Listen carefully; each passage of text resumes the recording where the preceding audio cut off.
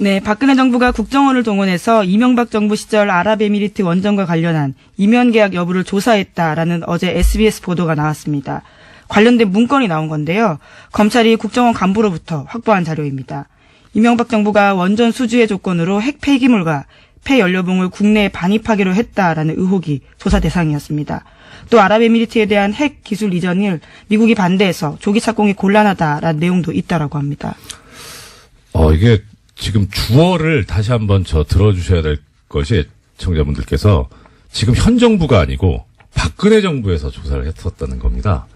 그러면은 두 가지 중에 하나겠죠. 정말 문제가 있었거나 아니면 이 조사를 함으로써 타개해야 될 문제가 있었거나.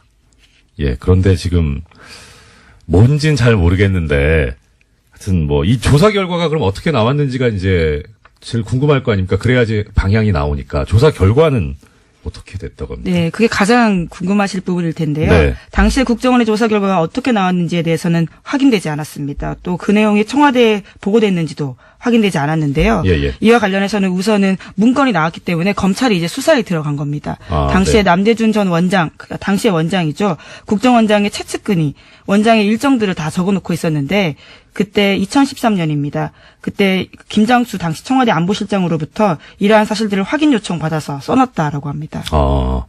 그러면 이게 어떤 다른 목적이 있는 건지 정말 문제가 있어서 조사가 된 건지 그것조차도 아직 모르는 상황이네요.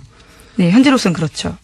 이게 어떤 국가기밀이 들어있는지는 모르지만 빨리 조사가 맞춰져서 우리 국민들의 궁금증을 해결해 줬으면 하는 그런 마음이 듭니다. 네, 이 자체로도 사실 굉장히 놀라운 일인데요. 그렇죠. 원전 수주의 조건으로 핵 폐기물을 국내에 들어오겠다라는 식의 의혹이 있었다라는 것은요. 예. 원래는 2010년 국회 대정부 질문에서도 나왔다라고 합니다. 네. 이제 그런데 이것에 대해서 박근혜 정부조차 의심하면서 관련 내용들을요 국정원에다가 알아보라고 시킨 거다라고 알 수 있는 겁니다.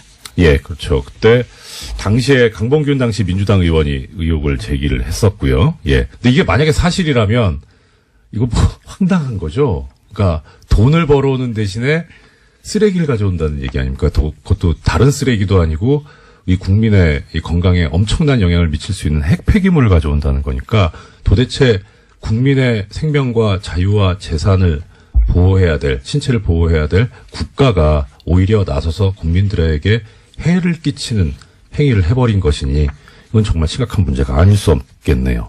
예, 당시에 남재준 당시 원장 같은 경우에는요. 네. 지금은 구속되어 있는 장호중 당시 감찰실장에게 조사를 지시했다고 알려져 있습니다. 네. 자, 그러면 여기에 그런데 또 관련된 지금까지 해주신 소식은 전부 SBS에서 보도를 한 거네요. 또 하나의 소식이 있다고. 네. 예. 관련해서 SBS가 연속 보도들을 했는데요. 이게 중요한 보도다 보니까 몇 가지 보도가 있습니다. 네네. 국정원에서 어떻게 진상 파악을 하게 됐냐에 대해서요. 조금 더 의미를 부여하고 있는데 관계자들 멘트를 땄습니다. 예. 문건을 작성했다라고 알려진 국정원 간부에 대해서 어떻게 쓴 거냐 물어봤더니요. 예. 문건에 그런 내용이 있다면 사실일 가능성이 높다라면서 하지만 정확한 내용은 기억나지 않는다라고 밝혔고요. 또 이에 대해서 당시 남재준 원장을 만났던 김장수 안보실장도 이야기를 했는데요. 자기는 기억나지 않는다라고 했습니다. 결정적인 순간에 기억나지 않으시는. 근데 이 기억이 나냐 안 나냐 또 당시 어떤 일이 있었냐 이것까지 이제 검찰이 조사를 해야 되겠죠. 예. 흥미진진한. 네, 언론 보도에는 좀 한계가 있을 수밖에 없는 게요. 남재준 그렇죠. 원장 같은 경우에는 지금 구속되어 있는 상태입니다. 게다가 지금 이제 국정원 관련이니까 사실 또 정보의 접근이 그렇게 쉽지가 않은 상황이죠. 예, 그럼 지켜보겠습니다. 예, 그다음 소식 전해주십시오. 네, 국군기무사령부가 국방부 TF 압수수색 정보 미리 알고 있었고 관련 수사에 협조하지 않았다라는 소식은요. 지난주에 전해드린 바가 있습니다. 관련한 뉴스가 또 나왔는데요. 오늘 아침 한겨레 신문 보도입니다. 군 기무사가 최근 2012년 댓글 작업과 관련해서 국방부 장관에게 거짓 보고했다라는 건데요. 이러한 사실을 확인한 검찰이 기무사에다가 관련 자료 요청했다라고 합니다. 그런데요. 아직까지도 압수수색이 4주째 진행 중이고요. 이러한 난항 때문에 문건 확보에 시간이 걸려서 공소시효가 지나가 버렸다라고 합니다. 참. 지난번에 이제 공장장에서 진행을 하실 때 저도 들었는데 이게 사실 군이라는 데가 원래 공무원 자체가 공무원 조직이 상명하복에 충실하고 위계질서가 엄격한 데인데 더 심한 게 군대잖아요. 계급 사회인데 그야말로. 그런데 국군 기무사령부가 그 상급 기관에 대해서 이런 식으로 뭐 그때는 이제 소식을 수사에 협조하지 않고 증거를 인멸한다 이런 얘기가 있었는데 이제 더 나가서 거짓 보고까지 했다. 그렇다면 도대체 이 조직은 왜 있어야 되는 건가 하는 그런 생각이 드네요. 그런데 또 거기서 더 나가서 아예 빠져나가기 위해서 공소시효가 완성되도록. 자, 참 이게 이 타이밍에 드려야 될 말씀인지 모르겠는데 이 공소시효라는 얘기가 나오니까 김 기자님께서는 이 공소시효라는 게 왜 있을 것 같으세요? 생각이. 그리고 아무래도 좀 편의주의가 아닐까 싶은데요. 평생 네. 수사할 수 없다 보니까 네. 그것을 좀 시간을 한정해 둔 게 아닌가라고 생각해 봤습니다. 그렇죠. 예. 이게 사실 그런데 공소시효라는 게 지금은 좀 상황이 달라졌는데 이 공소시효라는 제도가 만들어질 때만 해도 그러니까 공소시효라는 거 뜻은 애청자 여러분들께서도 다 잘 아실 겁니다. 시간을 정해두고 이때까지 검사가 범인을 재판에 넘겨야 하고 그게 넘어가면 처벌을 할 수 없다는 거죠. 실질적으로 그런 시한을 정해놓은 건데 그럼 왜 이런 시한을 정해놨느냐? 첫째는 일단 시간이 지나면 증거가 소멸한다. 그러니까 어차피 시간이 엄청나게 지나서 잡아도 범인을 찾아도 증거가 없어서 처벌을 못할 가능성이 높지 않느냐. 그다음 두 번째는 이렇게 오랫동안 범인 입장에서도 발각되지 않기 위해서 숨어 살아야 되니까 그 자체로 고통이다. 이것도 일종의 형벌이다. 이런 논리가 두 개가 주축을 이루고 있거든요. 처음에 이제 공소시효 제도를 배웠을 때는 그럴 수도 있겠다 싶었는데 지금 생각해보면 예를 들어서 지금 우리 증거 중에 제일 또 높게 치는 증거 중에 하나가 DNA잖아요. 이건 시간이 가도 안 변하잖아요. 증거가 소멸한다? 아닌데.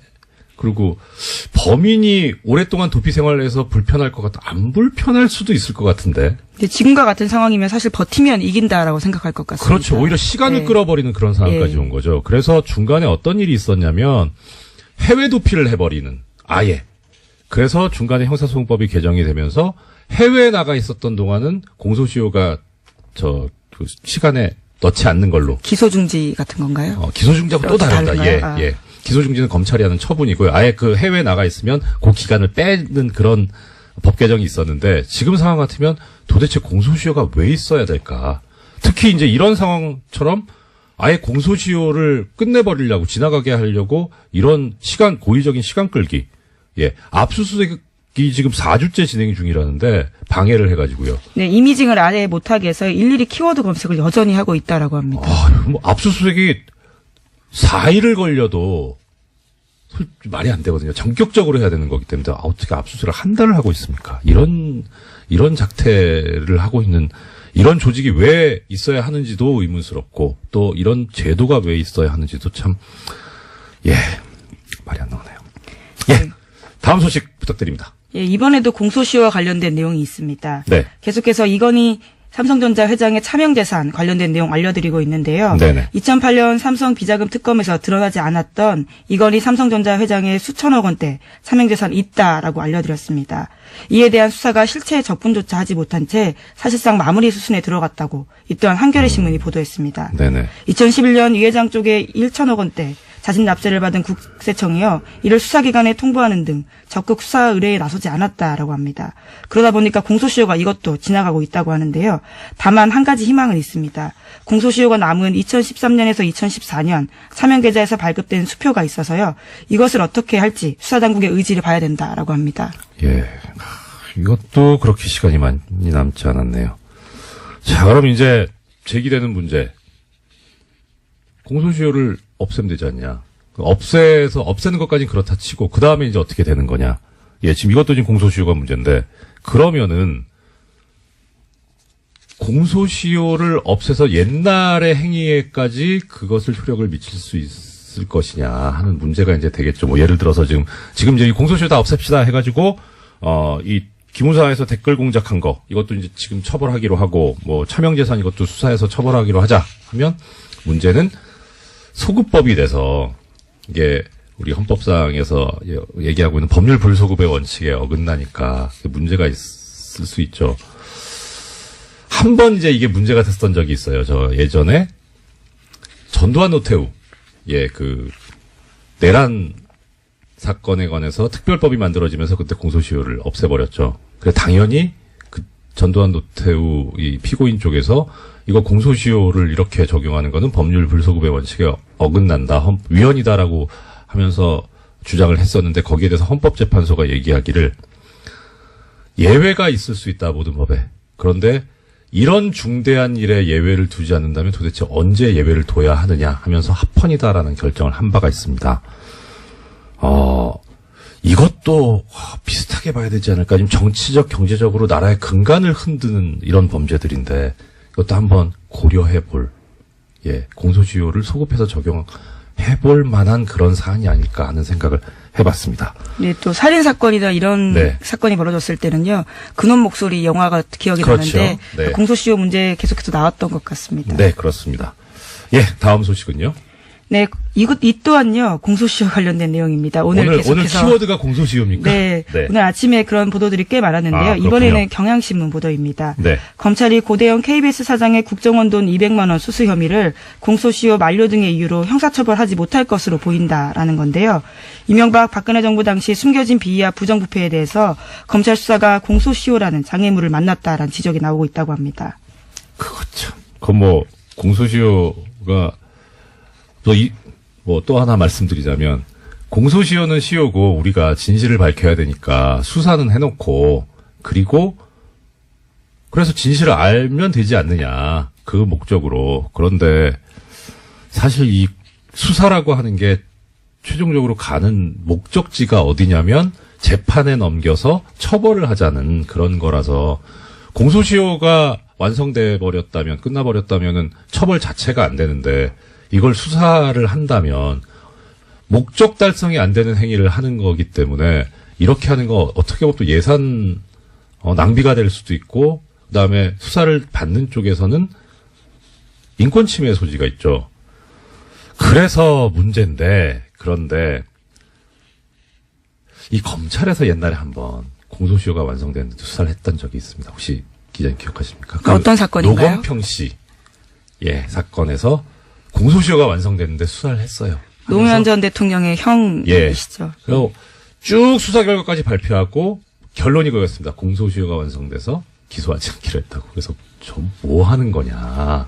그러니까 그 당시에 검찰이 이런 수사권을 정치적으로 이용을 해가지고 그렇게 흠집을 내기 위해서 처벌 자체가 안 되는 거를 수사까지 하는 그런 권한 남용까지 했는데, 그때 보면서 참 이렇게까지 하는구나 싶었죠. 근데 이것도 한번 고민해봐야 될 문제입니다. 그거 관련해서 그때 그 생각이 났습니다. 윤석열 지검장이 했던 유명한 말이 있습니다. 수사권을 가지고 검사가 그렇게 하면 그게 검사냐 깡패지. 네, 다음 소식이요. 네, 2년 전에 역사교과서 국정화를 결정하면서 교육부가 여론조사 실시했다라는 소식 전해드린 바가 있는데요. 그때 여론조사 정황 발견됐었습니다. 그러면서 교육부가 수사 의뢰한 바가 있는데 또 관련해서 또 다른 내용들이 나왔습니다. 어제 MBC가 보도한 내용인데요. 네. 국정화 여론조사 한 번 더 있었는데 이와 관련해서도 오타까지 뺏기면서 조작했다라는 겁니다. 이게 우리가 많이 쓰는 복붙. 컨트롤 C, 컨트롤 V. 일종의 댓글 부대가 여기서도 운영됐다라고 볼 수 있는 거죠. 그렇죠. 이거는 다른 차원에서 문제인데, 그래도 우리가 생각하고 있는 이 국정교과서가 박근혜 전 대통령이 아버지인 박정희 전 대통령한테 헌정하겠다는 마음으로 만든 거잖아요. 효심에서 한 거면 좀 잘 좀 하지. 오타는 좀 너무하지 않습니까? 아무리 이게 잘못된 거지만 그래도 그쪽 입장에선 나름 사명감을 가지고 한 걸 텐데, 오히려 역으로 이런 오타까지 베낀 걸 보면 실제 이 실무진에서는 이걸 하고 싶지 않았던 게 아닐까 하는 생각이 들고요. 이것도 좀 다른 얘기인데, 관련해서 지금은요, 판결문에 판사들이 전자서명을 하거든요. 미리 이제 서명하고 날인을 다 그 메모리에 넣어가지고 그대로 그냥 클릭만 하면 서명 날인 되게 돼 있는데, 옛날에는 종이에다가 서명 날인을 했어요. 이름을 쓰고 도장을 찍었는데, 가끔 가다 보면 도장이 뒤집혀 찍혀 있는 경우가 있어요. 뒤집어진다는 게 위아래가 예, 위아래가요. 그러니까 12시하고 6시, 12시 방향하고 6시 방향이 뒤집혀 있는 거죠.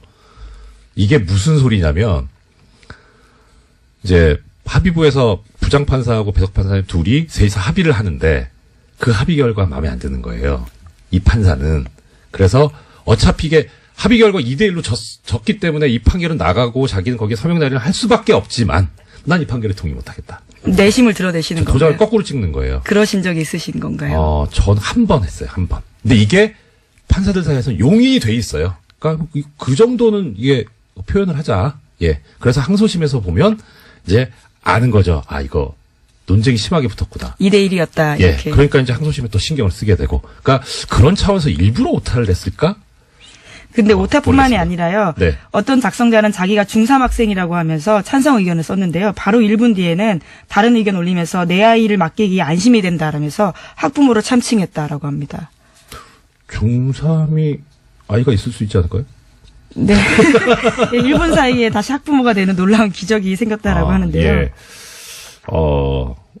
기적인지, 아니, 어떻든, 네. 네, 그런 식으로 해서. 다른 것도 어떻게 있습니까? 네. 예. 그런 식으로 해서 또 이제 접수 마감되는데 45분 남겨놓고요. 갑작스럽게 같은 의견들을 40건 넘게 올리는 사람도 있다고 합니다. 부지런은 해요. 예, 15초에 한 골이기 때문에요. 예. 사실 내용을 보는 게 아니고 컨트롤-C, 컨트롤-V로 붙여넣었다라고 밖에 볼 수 없는데요.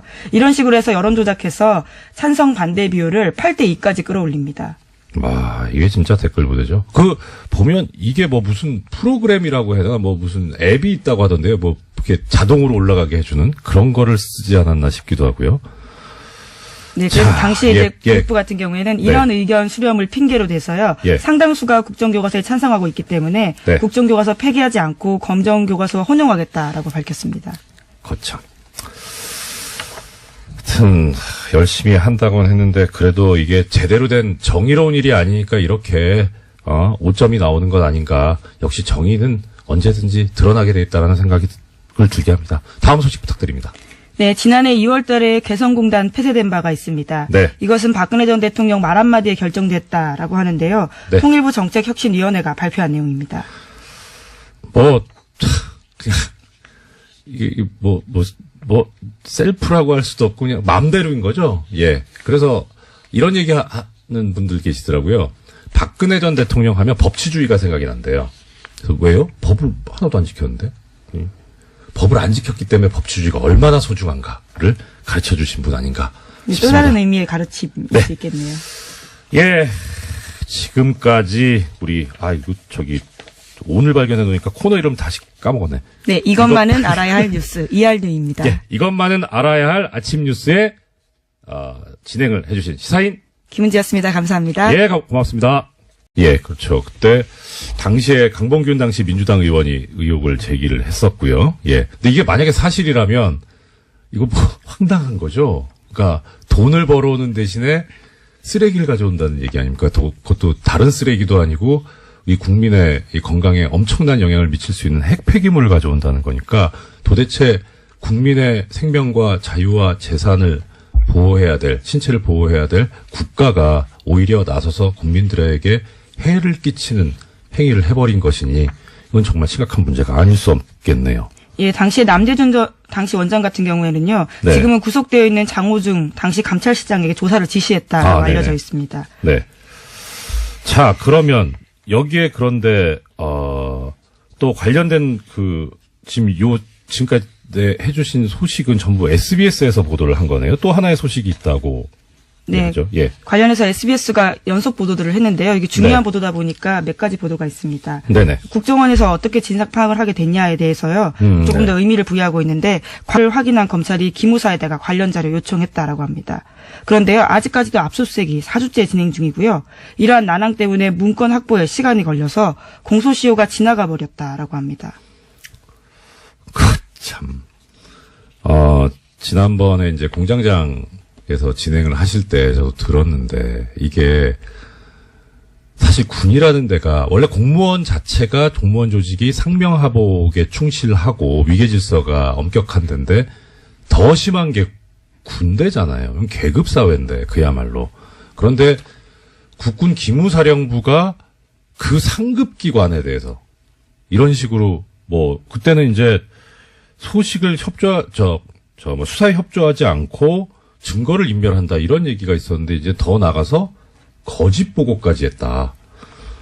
그렇다면 도대체 이 조직은 왜 있어야 되는 건가 하는 그런 생각이 드네요. 그런데 또 거기서 더 나가서 아예 빠져나가기 위해서 공소시효가 완성되도록.